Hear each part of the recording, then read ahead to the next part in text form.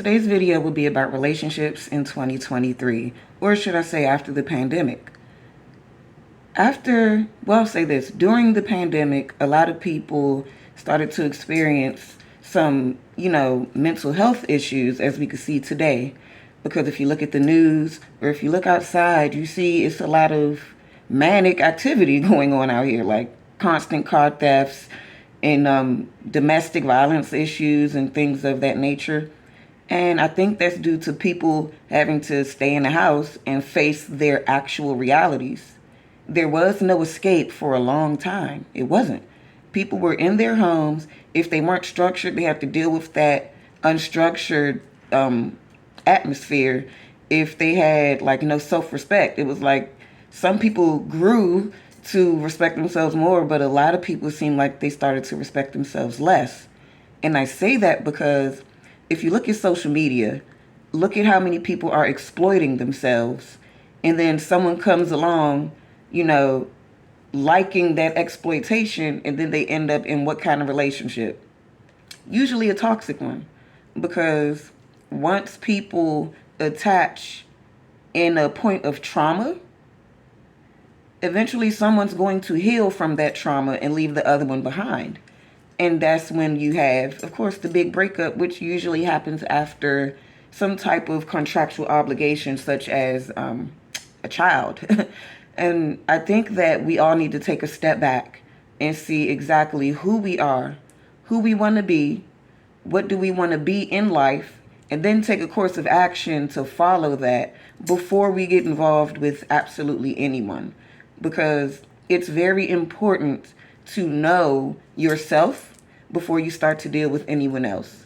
Because if this other person is trying to figure you out, they're trying to love you, they're trying to help you heal, they're trying to, help you put things together.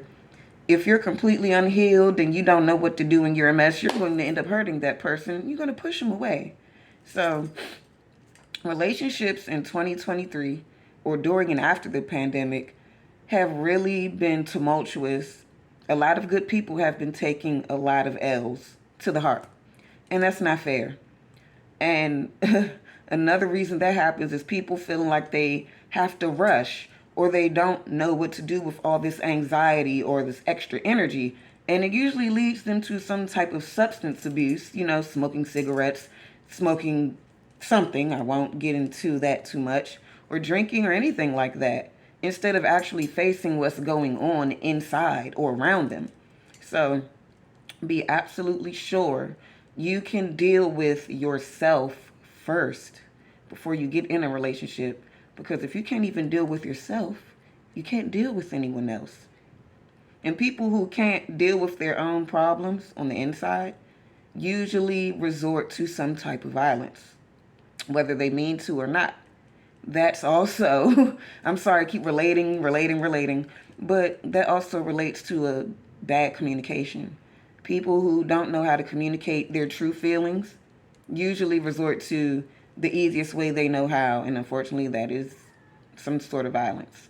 So let's make a promise to ourselves to love ourselves better and to know ourselves better before